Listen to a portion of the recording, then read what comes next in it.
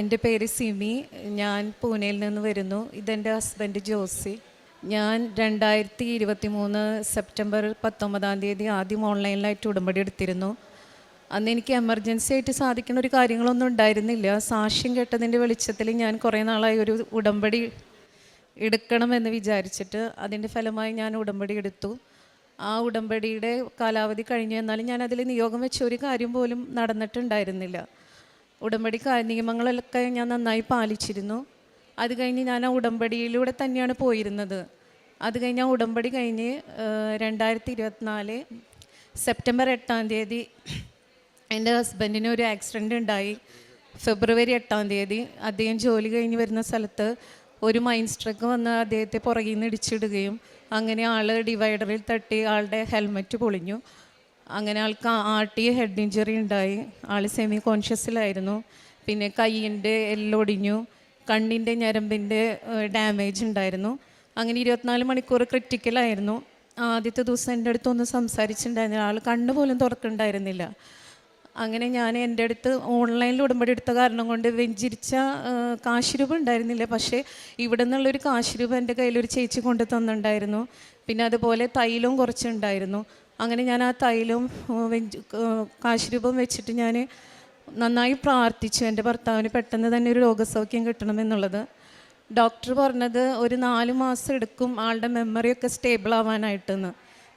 ആൾ നമ്മുടെ അടുത്ത് കണ്ടാലൊക്കെ സംസാരിക്കും, പക്ഷേ ആ മെമ്മറി സൂക്ഷിക്കാനുള്ള കഴിവ് ആൾക്ക് ഒരു 10-15 മിനിറ്റ് സമയത്തിനേ ഉണ്ടായിരുന്നുള്ളൂ. അത് കഴിഞ്ഞ് എന്താ പറഞ്ഞതെന്നുള്ളത് ഓർമ്മയുണ്ടാവില്ല. അപ്പോൾ ഡോക്ടർ പറഞ്ഞത് ഒരു 4 മാസം എടുക്കും ആ മെമ്മറിയൊക്കെ സ്റ്റേബിൾ ആവാനായിട്ട്. മാറും, പക്ഷേ സമയം എടുക്കുമെന്നാണ് അവർ പറഞ്ഞിട്ടുണ്ടായിരുന്നത്. അപ്പം ഞാൻ മാതാവിനോട് പ്രാർത്ഥിച്ചത്, ഇതെല്ലാം ഡോക്ടർ പറയുന്ന കാര്യങ്ങളാണല്ലോ, പരിശുദ്ധ അമ്മ വിചാരിച്ചാൽ ഇതെല്ലാം വേഗത്തിൽ സുഖപ്പെടുത്താൻ പറ്റും. എൻ്റെ ഭർത്താവിന് വേഗത്തിൽ തന്നെ രോഗസൗഖ്യം കിട്ടണമെന്ന് തന്നെ ഞാൻ പ്രാർത്ഥിച്ചു. അങ്ങനെ ആൾ 9 ദിവസം ICUലായിരുന്നു. അത് കഴിഞ്ഞ് ആളെന്നെ റൂമിലേക്ക് ഷിഫ്റ്റാക്കി. പക്ഷേ എന്നിരുന്നാലും ആൾക്ക് മെമ്മറി കുറച്ച് കഴിഞ്ഞ് പറഞ്ഞു കഴിഞ്ഞാൽ അതൊന്നും നമ്മൾ ചോദിച്ചത് ഓർമ്മയിലുണ്ടാവില്ല. പിന്നെ മരുന്നിൻ്റെ ഭയങ്കര ഡ്രൗസ്നെസ്, ഏത് നേരം ഉറക്കമൊക്കെ ആയിരുന്നു. 10-12 കിലോ ആളുടെ വെയിറ്റ് ലോസായിപ്പോയി. 4-5 ദിവസം കഴിഞ്ഞിട്ടാണ് ആൾക്ക് ട്യൂബിൽ കൂടെ തന്നെ വെള്ളമൊക്കെ കൊടുത്തിരുന്നത്. പിന്നെ കയ്യിനൊരു സർജറി കഴിഞ്ഞു. വലത്ത് കണ്ണിനാണെന്നുണ്ടെങ്കിൽ കണ്ണ് ഭയങ്കരമായിട്ട് ചെറുതായി, കണ്ണിന് ചെറുതായിട്ട് കാഴ്ചയുണ്ടായിരുന്നു. പക്ഷേ കണ്ണ് ഏത് നേരം നമ്മൾ എന്തെങ്കിലും ഭക്ഷണമൊക്കെ കൊടുത്തു കഴിഞ്ഞാൽ പെട്ടെന്ന് തന്നെ കണ്ണ് ഏത് നേരം അടഞ്ഞു പോണൊരവസ്ഥയാണ് ഉണ്ടായിരുന്നത്. അങ്ങനെ പരിശുദ്ധ അമ്മയോട് ഞാൻ മുട്ടിപ്പായി പ്രാർത്ഥിച്ചു. എനിക്ക് കിട്ടിയ ആ കാശ് രൂപം, ആ തൈലം വെച്ച് ഞാൻ ദിവസം 2-3 നേരം ICUൻ്റെ ഉള്ളിലായാലും ഞാൻ അവിടെ പോയി അത് ചൊല്ലി പ്രാർത്ഥിക്കുമായിരുന്നു. അവിടുത്തെ നേഴ്സ് ഒരു മലയാളി ചേച്ചിയായിരുന്നു. അപ്പോൾ എനിക്ക് എപ്പോഴും പോകാനുള്ളൊരു പെർമിഷൻ ഉണ്ടായിരുന്നു അതിൻ്റെ ഉള്ളിൽ. അങ്ങനെ അവിടെ വെച്ചിട്ട് ഞാൻ നന്നായി പ്രാർത്ഥിച്ചു. അങ്ങനെ 16-ാമത്തെ ദിവസം ഞങ്ങൾ ഹോസ്പിറ്റലിൽ നിന്ന് ഡിസ്ചാർജായി വീട്ടിലേക്ക് വന്നു. വീട്ടിലേക്ക് വന്നപ്പോൾ ആൾക്ക് ആ വീട്, ഞങ്ങൾ താമസിച്ച വീട്, ആ വീടിൻ്റെ ഏരിയ ഒന്നും ഓർമ്മയിലുണ്ടായിരുന്നില്ല. അതെന്നെ വളരെ കൂടുതൽ വിഷമിപ്പിച്ചു. മക്കൾ പഠിക്കുന്ന ക്ലാസ് ഏതാണ് ഒന്നും ഓർമ്മയിലില്ല. നാട്ടിലത്തെ കുറച്ച് കാര്യങ്ങൾ ഓർമ്മയിലുണ്ട്, പക്ഷേ പൂനെയിൽ ഞങ്ങൾ താമസിക്കുന്ന ആ ഏരിയ ആയിട്ട് ബന്ധപ്പെട്ട ഒരു കാര്യം ആൾക്ക് കാര്യമായിട്ടൊരു ഓർമ്മയില്ല. ഡോക്ടർ ചോദിച്ച പേര് പറയും, വീടിൻ്റെ അഡ്രസ്സ് എന്താണ്, ഏതാണ് ദിവസം, അതൊന്നും ചോദിച്ചു കഴിഞ്ഞാൽ ആൾക്ക് പറയാനുള്ള ഓർമ്മയുണ്ടായിരുന്നില്ല. അങ്ങനെ വീട്ടിൽ വന്നിട്ട് ആൾ ഫുൾ ടൈം ഉറക്കം തന്നെയായിരുന്നു. കാരണം മരുന്നിൻ്റെ ഡ്രൗസ്നെസ് അത്രമാത്രം ഉണ്ടായിരുന്നു. അങ്ങനെ ഒരു കുഞ്ഞു കുട്ടിയെ ഞാൻ എങ്ങനെയാണോ പഠിപ്പിക്കുന്നത് അതുപോലെ ഓരോ കാര്യങ്ങൾ ഞാൻ ആളെ കുളിപ്പിക്കുന്ന സമയത്തായാലും പഠിപ്പിച്ചു കൊടുക്കായിരുന്നു.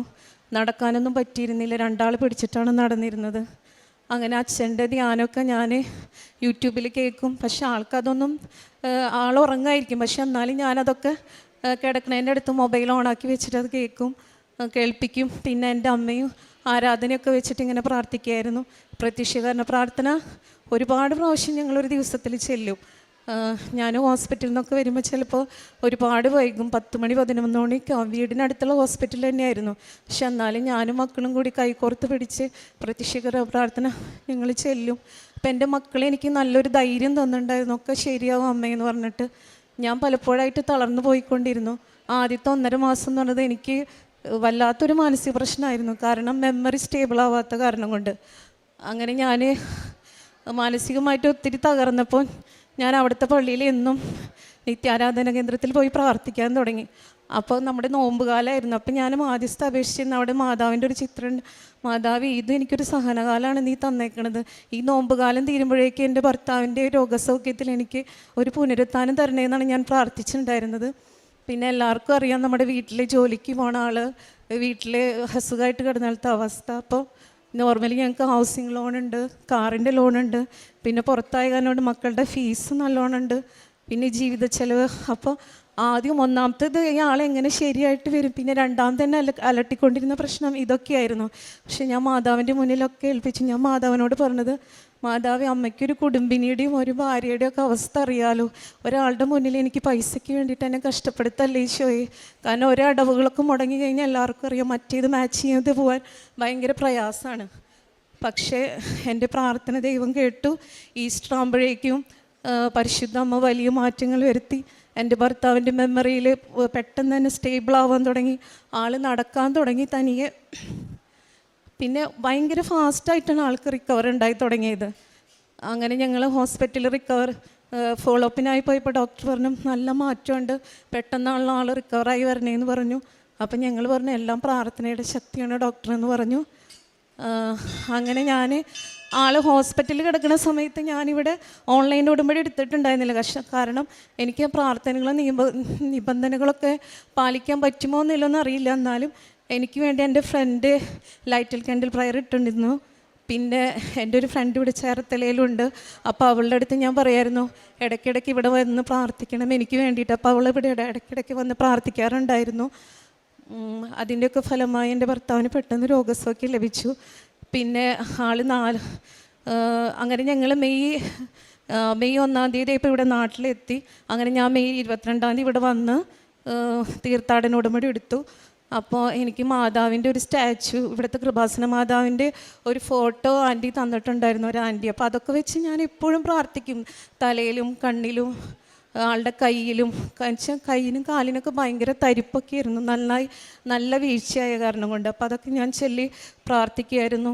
ഞാൻ ഓരോ ധ്യാനം കൂടുമ്പോഴും അച്ഛൻ പ്രാർത്ഥിക്കുമ്പോൾ ഞാൻ പറയും, ദൈവമേ അടുത്ത ആഴ്ചത്തെ ധ്യാനമാകുമ്പോഴേക്കും എൻ്റെ ഹസ്ബൻഡ് നടക്കണേ, അല്ലെങ്കിൽ ഓരോ നിയോഗം ഞാൻ വെക്കും, അല്ലെങ്കിൽ ഓർമ്മയിലും പുരോഗതി ഉണ്ടാവണമെന്നൊക്കെ. പക്ഷേ ഒക്കെ എല്ലാം അതേപോലെ തന്നെ നടന്നു. അങ്ങനെ ഞാൻ 22 തീയതി വന്ന് ഇവിടെ തീർത്ഥാടന ഉടമ്പടി എടുത്തു. അന്ന് എനിക്ക് ഹസ്ബൻഡിനെ കൊണ്ടുവരാൻ പറ്റില്ല, കാരണം ആൾക്ക് മരുന്നിൻ്റെ ഡോസേജൊക്കെ ഉള്ള കാരണം കൊണ്ട് ഇച്ചിരി ഭയങ്കരമായിട്ട് ഉറക്കം വരും. അങ്ങനത്തെ ഒരു ഇതാണ്.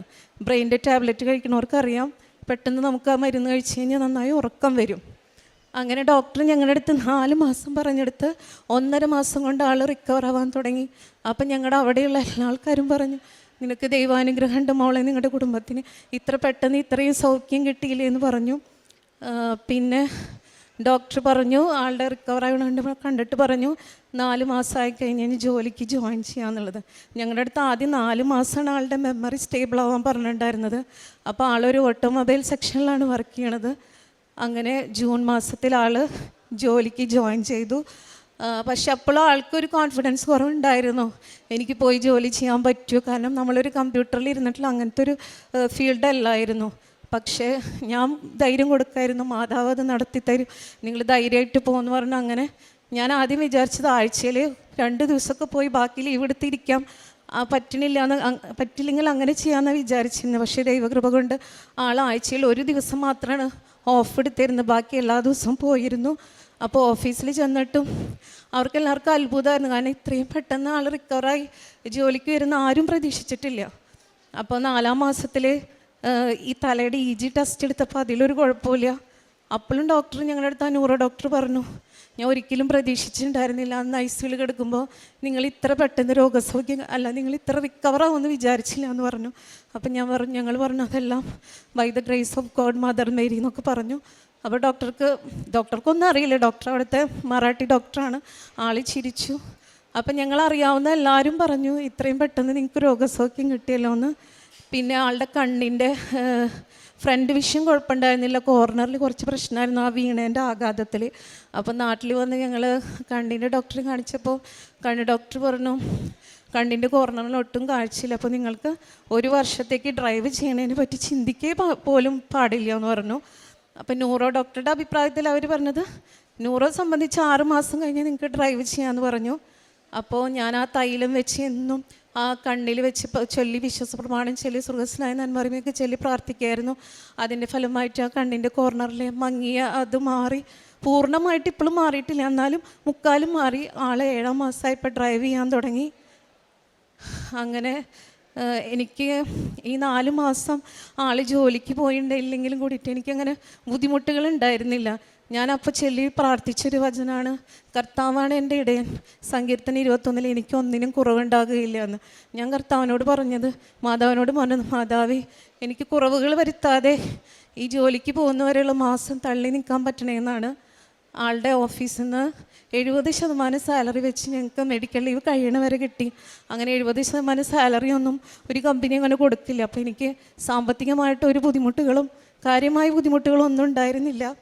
പിന്നെ പുറം നാട്ടിൽ താമസിക്കുന്നവർക്കറിയാം മറ്റുള്ളവരുടെ സഹകരണം ഭയങ്കര കൂടുതലായിരിക്കും. അപ്പോൾ അവിടെയുള്ള മലയാളികളായാലും നമ്മുടെ പള്ളിയിലത്തെ ആൾക്കാരായാലും ഒത്തിരി സഹകരണമാണ് എനിക്ക് തന്നിട്ടുണ്ടായിരുന്നത്. മനസ്സ് തളർന്ന് എന്നെ അവർ ഒരുപാട് ശക്തിപ്പെടുത്തി. എൻ്റെ കൂടപ്പിറപ്പുകളെ പോലെ അവർ കുറേ പേര് നിന്നു. ഹോസ്പിറ്റലിലും ആളുടെ ഓഫീസിൽ നിന്ന് എനിക്ക് നല്ല സപ്പോർട്ടായിരുന്നു. അപ്പോൾ എനിക്ക് ഒന്നിനും കുറവ് വരുത്തിയില്ല. പിന്നെ ഞാൻ എന്നും ചൊല്ലി പ്രാർത്ഥിച്ചിരുന്നൊരു വചനം, എൻ്റെ അപ്പച്ചൻ്റെ ഒരു കസിൻ ചേച്ചി പറഞ്ഞൊരു വചനമാണ്, ഏഷ്യ 41:10, ഭയപ്പെടേണ്ട, ഞാൻ നിന്നോട് കൂടെയുണ്ട്, സംഭ്രമിക്കേണ്ട, ഞാനാണ് നിൻ്റെ ദൈവം, ഞാൻ നിന്നെ ബലപ്പെടുത്തുകയും ശക്തിപ്പെടുത്തുകയും ചെയ്യും, എൻ്റെ ശക്തമായ വലത് കൈകൊണ്ട് ഞാൻ നിന്നെ താങ്ങി നിർത്തും. എൻ്റെ മനസ്സ് ഡൗൺ ആകുമ്പോൾ ഒക്കെ ഞാൻ ഈ വചനം ചൊല്ലിയാണ് പ്രാർത്ഥിച്ചിരുന്നത്. എനിക്കറിയില്ല ഒരു ദിവസത്തിൽ ഞാനത് എത്ര പ്രാവശ്യം ചൊല്ലി പ്രാർത്ഥിച്ചിട്ടുണ്ടെന്ന്. ആളുടെ അടുത്ത് ഞാനത് ചൊല്ലി പ്രാർത്ഥിക്കാൻ പറയും. കാലത്ത് ഉണർന്നിരിക്കുന്ന സമയമാണെങ്കിൽ അത് ഞാൻ ആൾക്ക് ചൊല്ലിക്കൊടുക്കും. അപ്പോൾ ആളത് ചൊല്ലി പ്രാർത്ഥിക്കും. വൈകുന്നേരം പറയും. ഇപ്പോഴും ആൾ ജോലിക്ക് പോകുന്ന സമയത്തായാലും ഞാൻ ഈ വചനങ്ങളൊക്കെ ചൊല്ലിക്കൊടുക്കും. അങ്ങനെ പരിശുദ്ധ അമ്മയുടെ മാധ്യസ്ഥം അപേക്ഷിച്ചതിൻ്റെ ഫലമായിട്ട് ഇത്രയും വലിയൊരു രോഗസൗഖ്യം തന്ന പരിശുദ്ധ അമ്മയ്ക്കും തിരുക്കുമാരനും കോടി കോടി നന്ദി. എൻ്റെ പേര് ജോസി ചിറമ്മൽ. എനിക്ക് 51 വയസ്സ്. മക്കൾ ഒരാൾ ഡിഗ്രിക്കും ഒരാൾ 10th പഠിക്കുന്നു.